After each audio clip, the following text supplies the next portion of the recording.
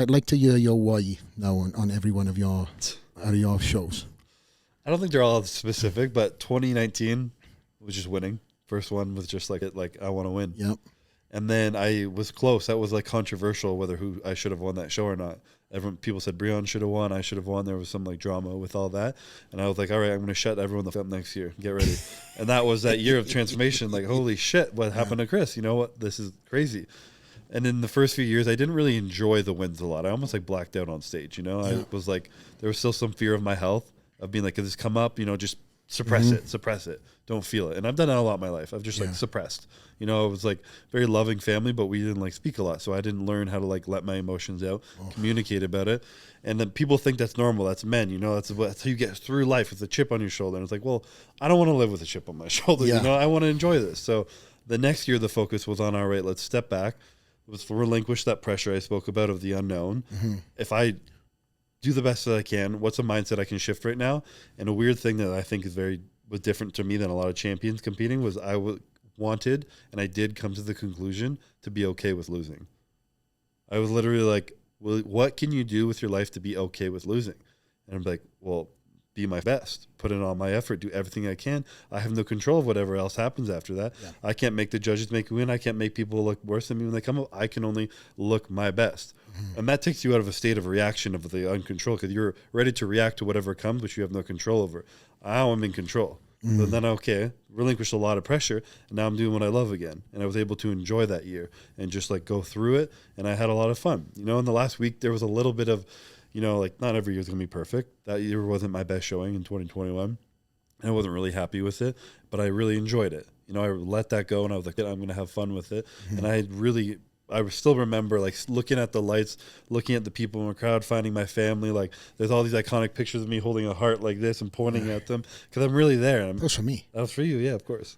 You were sitting right behind Courtney. I was like, she thought I was looking at you. Yeah. Sorry, bro. Yeah, and then the next year was I kind of coming back from that and just more of the same, focusing on enjoying it. Yeah. I had a new coach for the first time in my entire career, Mr. Honey Rambod. You know, with the system we did wasn't too much different. It was just a little more fine-tuning all that we've done. And I wanted to prove that, like, we could do it even better, you know? And every year I was like, I would like to prove to myself that I can continue to improve. Yeah. You know, I want to know that I can keep working harder and being a better version of myself mentally and physically, and just focusing on all that. And a lot of what I've focused on over the last 2.5, 3 years or so is just purely mental. Just how can I be mentally secure and strong and focused and present and enjoy this, and not just happy and high all the time, but when I have those lows, being able to feel that, being able to like understand where they're coming from, express it. You know, if I'm like anxious and talk about it, or Courtney asks me like, what's wrong? You know, sometimes she'll look at me, it's only happened a few times, but she'll be like, are you okay? And I'm like, yeah. Are you good? I'm like, yeah, why? I'm fine. Are you good? I'm like, yeah. Are you okay? And then I start bawling. I'm crying. And I'm like, she's like, what is it? I'm like, there's just so much shit going on. All this shit, people think that I got to win Olympia. I like let it all out. And I'm like, holy, I didn't realize that was in there. And then I talk about it, and I'm like, and she's like, okay, well, like, are you okay? I'm like, yeah, I'm fine. She's like, well, of course you feel like this. Like, think of the shit that's on your plate right now. I'm like, I guess you're right. Yeah, like, it's just normal. Like, let me just sit in this and feel it right now. And the more I like allowed it to come up in me and feel it, it just slowly kind of like faded.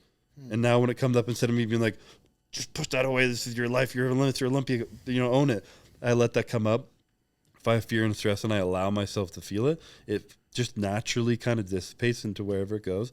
And then I feel a lot lighter afterwards. I feel more free. I feel like myself, and then I'm able to go on with my life and enjoy it. So it's been a journey for sure. You know, I've had a lot of help with Courtney, my family, I have therapists I work with and shit, but it's really helped me enjoy life a lot more. You mentioned therapists. What do they do? Just an extra person to talk that's not connected to the world? Yeah, I mean, you know, completely unbiased person who's going to give it to you. They obviously understand a lot, you know, as much as people think that, you know, a lot of people had a really rough childhood. A lot of people didn't. Like, that doesn't affect me. Like, that shit affects you. That affects every decision, every reaction that you have. Every reaction is a state of protection you had from your past and your childhood of some sort. Is a reason why you're going past your prefrontal cortex into the back of your brain of just like, no pause, just react. So if you can kind of calm that reaction, have a pause, understand why you're feeling a certain way, and react out of a choice of how you want to you know, feelings come up, but how you react can be a choice.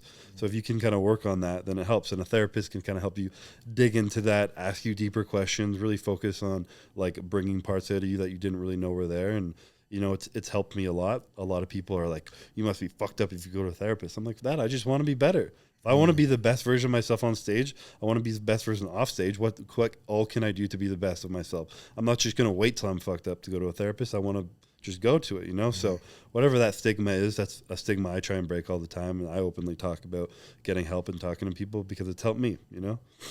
I didn't have anybody around me that was at the top level of anything that said what you've said. I was kind of creating my own path and coming from, you know, the world that we're both from, very blue collar. You know, mum and dad have worked hard and everything else, and we kind of are the ones that have separated from the pack.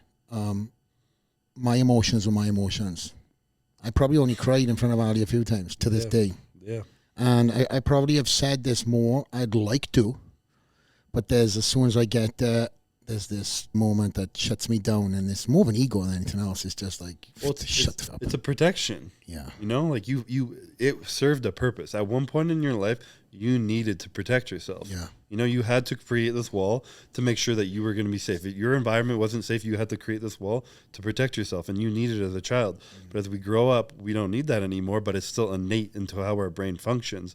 And then you have to really work at digging that up and allowing it out. Because what I'm like still learning and working through is that our society really pushes individualism.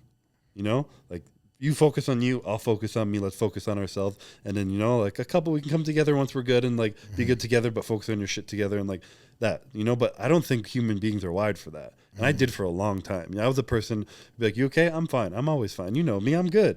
You know, I can handle anything. And people are like, okay, Chris is good. Yeah. But then I started to be like, I started to feel alone and not seen, and like, you know, like, but I'm not letting myself be seen. So being able to understand the importance that humans really need connection, and that connection comes from sharing, like vulnerability.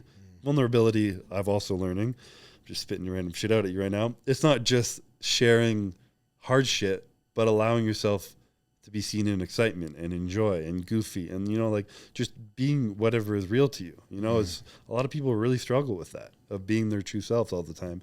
And it comes from these protections we put on in our childhoods for whatever we needed at the time. And now that we don't need it, it's still innate in us, and you need to kind of work through it.